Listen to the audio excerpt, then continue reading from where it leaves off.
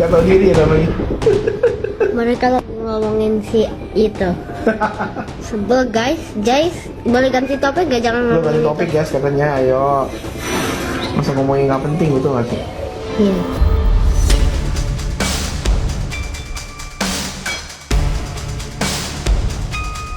Kalau anaknya sudah diajarkan untuk membenci bapak kandungnya, itu akan berpengaruh sebagai sesuatu yang negatif di kemudian hari.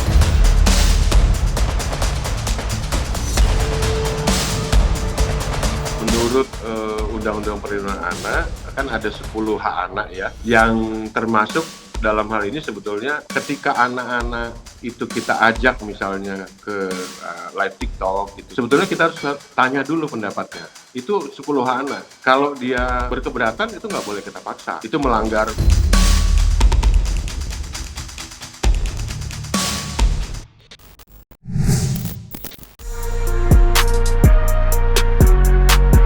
Perseteruan antara Ruben Onsu dan Sarwendah tampaknya masih belum menunjukkan tanda-tanda akan mereda. Dalam beberapa hari terakhir, perhatian publik kembali tersita oleh sebuah video yang ramai beredar di media sosial. Dalam rekaman tersebut, terlihat sosok yang diduga Thalia, putri sulung Ruben Onsu, tengah berinteraksi dengan sejumlah penonton. Ya, kemunculan video itu sontak memicu beragam reaksi dari warganet dan menjadi bahan perbincangan hangat di berbagai platform media sosial. Situasi ini pun akhirnya membuat Ruben Onsu ikut buka suara. Melalui unggahannya, Ruben kembali membagikan rekaman yang viral tersebut sekaligus menyampaikan pandangannya secara terbuka kepada publik. Ayah 3 anak itu mengaku menyayangkan perubahan sikap maupun ucapan yang kini ditunjukkan sang putri, sesuatu yang menurutnya cukup berbeda dari apa yang selama ini ia kenal. Saya mengenal anak saya sejak lahir, karena itu menurut saya, membiarkan atau memberikan kesempatan kepada anak di bawah umur untuk melakukan live dan membaca komentar yang tidak terkontrol, sama saja dengan merusak mata, hati, dan pola pikir mereka. Saya tidak tahu apa yang dibicarakan sebelumnya, tetapi saya yakin reaksi yang ditunjukkan anak saya tidak muncul begitu saja. Pasti ada suasana, pengaruh, atau sudut pandang tertentu yang sudah ditanamkan di pikirannya, yang menurut saya tidak baik. Ucap Ruben. Namun, perhatian Ruben rupanya tidak hanya tertuju pada ucapan maupun sikap sang anak dalam video tersebut. Dalam caption yang ia tulis, kakak dari Jordi Onsu itu juga menyoroti keberadaan seseorang yang tampak berada di samping anaknya saat siaran langsung berlangsung. Ia secara khusus menyinggung sosok bernama Joe Octavianus yang disebut-sebut kerap muncul dan melakukan live bersama putrinya. Untuk Joe Octavianus, kamu juga seorang ayah. Coba lihat kembali, apakah pantas seorang anak berbicara seperti itu? Kamu juga sering membuat konten bersama anak saya. Seharusnya kamu memahami bahwa anak itu masih memiliki ayah, tulis Ruben. Hingga kini, belum ada kepastian mengenai siapa sosok yang sebenarnya dituju dalam ucapan yang terlontar dari putri Ruben tersebut. Namun di tengah berbagai spekulasi yang bermunculan, momen itu seolah menjadi salah satu gambaran yang semakin menguatkan langkah Ruben dalam perjuangannya memperoleh hak asuh atas kedua buah hatinya.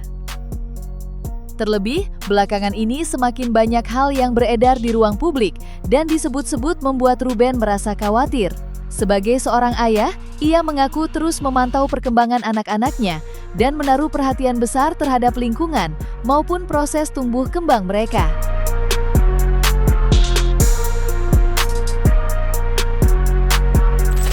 Gak guna ya kan apa ya?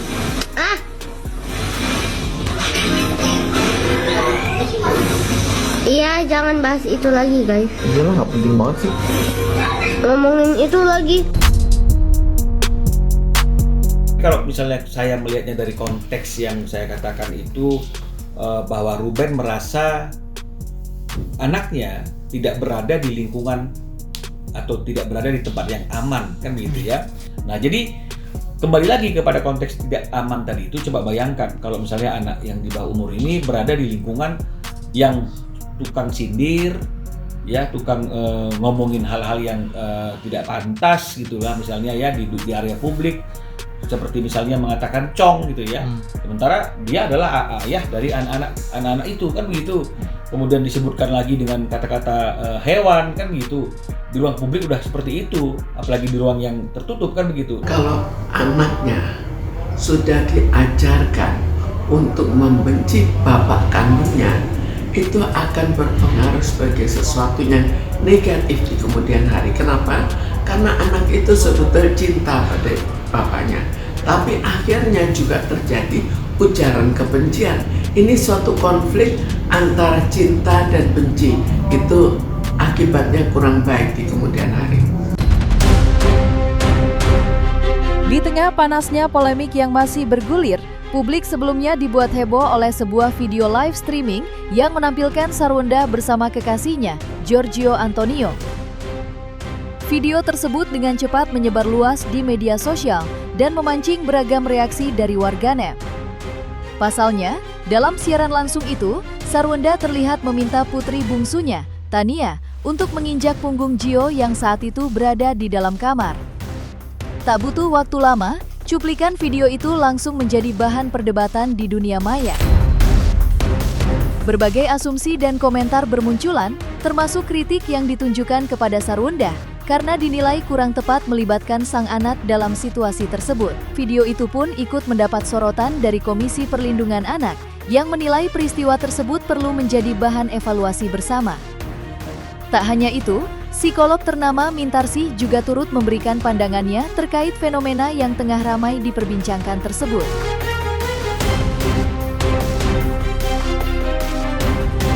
Menurut Undang-Undang Perlindungan Anak kan ada 10 hak anak ya,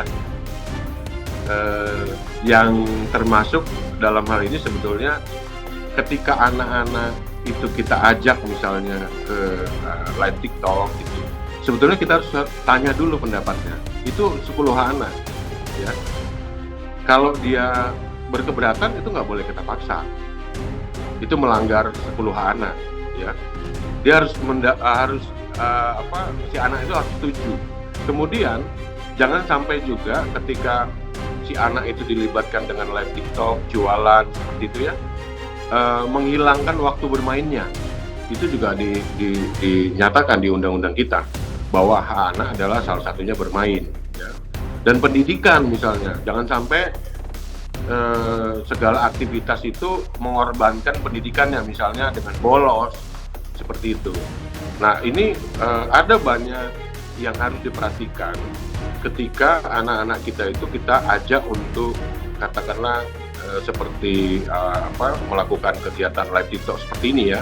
Ada banyak yang harus diperhatikan gitu ya. Bagaimana waktu istirahat misalnya, itu juga harus diperhatikan. Intinya seharusnya ketika anak itu kita ajak, kita libatkan di dalam pekerjaan orang dewasa, dia harus nyaman, happy, senang, dan mungkin live TikTok itu juga jadi ajang bermain untuk anak. Itu akan lebih bagus lagi. Seperti itu. Jadi jangan sampai melupakan ada 10 hak anak. Begitu anak itu terpaksa, nah itu udah eksploitasi sebetulnya. Tindakan-tindakan yang tidak pantas kan. Misalnya dalam keluarga itu kan kita harusnya mengajar kepada anak mana yang boleh disentuh, mana yang boleh tidak. Bahkan dengan orang tua kandung pun misalnya. Apalagi ini yang belum ya termasuk orang lain ya, karena belum ada ikatan pernikahan dan sebagainya. Saya pikir ini patut kita lihat, dan kalau memang dari masyarakat juga bisa melaporkan sebetulnya ketika misalnya beberapa contoh kan sudah terjadi ya. Misalnya di beberapa waktu yang lalu kan ada seorang anak kiai yang melakukan pipi dari anak kecil, dan itu kan kita laporkan juga ya. Itu juga diproses oleh Polri juga ya. Nanti kita lihat tontonannya mungkin ya. Kalau itu sudah di luar dari batas kewajaran, tentu itu akan kita laporkan juga ya. Mungkin kita akan peringatkan terlebih dahulu, baru mungkin kita laporkan. Saya kira ada etika di situ, masalah etika kan ya, termasuk untuk melindungi anak-anak kita tentunya. Mana body safety ya, misalnya bagian dada, bagian belakang ya. Itu juga harus kita perhatikan.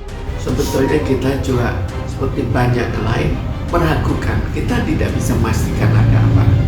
Tapi kita ragukan, jangan sampai di kemudian hari nanti ada sesuatu yang negatif. Tujuan pendekatannya itu juga tidak tahu. Memang seorang anak dekat dengan bapak tirinya itu bagus. Tapi kita tahu banyak sekali perbuatan negatif yang terjadi antara oleh bapak tiri ke anak perempuan, ke anak tiri perempuan di kemudian hari. Pada umumnya, pasangan yang telah berpisah memilih untuk tetap menjaga hubungan yang harmonis di depan anak-anak mereka. Meski tak lagi bersama sebagai suami istri, banyak yang berusaha menunjukkan kekompakan demi menjaga kenyamanan dan perasaan buah hati. Namun situasi yang terjadi antara Sarwenda dan Ruben Onsu tampaknya berjalan berbeda. Di tengah berbagai polemik yang terus bergulir, hubungan keduanya justru terlihat semakin memanas dan kerap menjadi perhatian publik. Seiring dengan munculnya berbagai peristiwa yang belakangan ramai diperbincangkan, sejumlah opini pun mulai bermunculan di media sosial. Bahkan, tak sedikit narasi yang menyeret nama Sarwenda dan mempertanyakan perannya sebagai seorang ibu. Beberapa pihak menilai adanya perubahan sikap pada anak-anak yang kemudian dikaitkan dengan pola pengasuhan yang dijalani saat ini. Lantas, benarkah ini adalah bentuk emosi yang sudah lama terpendam? Atau ada pengaruh dari orang terdekat yang membuat sifat Sarwenda berubah?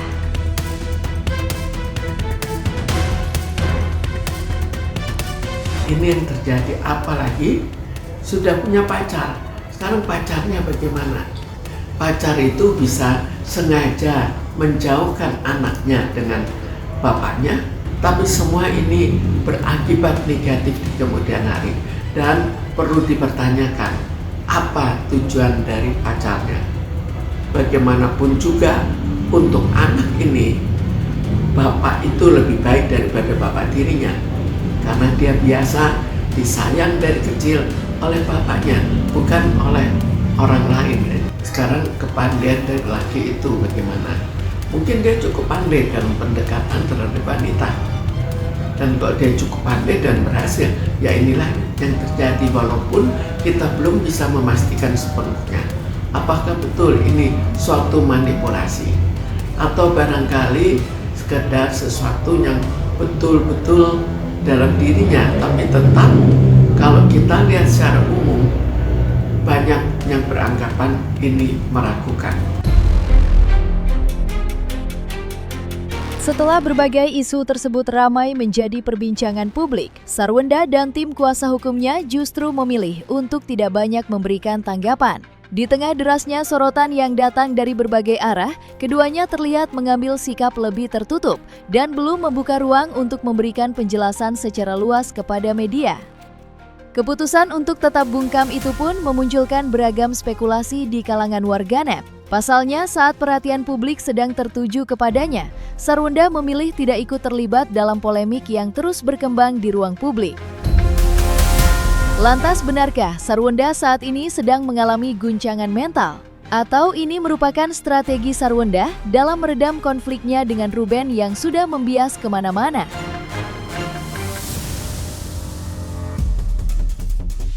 Ya, dia juga berpikir biasanya dalam suatu pertengkaran itu kan ada kalanya mundur untuk tujuan apa kita juga tidak tahu, tapi jelas umumnya untuk suatu kemenangan.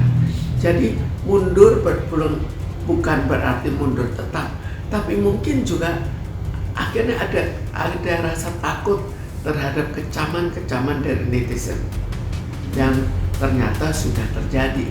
Jadi terjadi mundur sementara. Sebetulnya itu kan hal yang biasa, Pak. Dalam suatu keributan kita maju mundur tergantung apa yang kita anggap lebih baik. Apakah lebih baik mundur atau barangkali kita lebih terus saja. Tapi dengan adanya kecaman, sangat mungkin dia memilih agar netizen melupakan keadaan-keadaan yang dianggap negatif oleh netizen.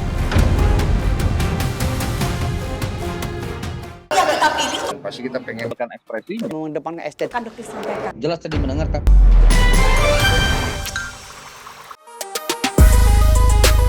Dan jangan lupa untuk like, subscribe dan juga share channel YouTube Cumi Cumi.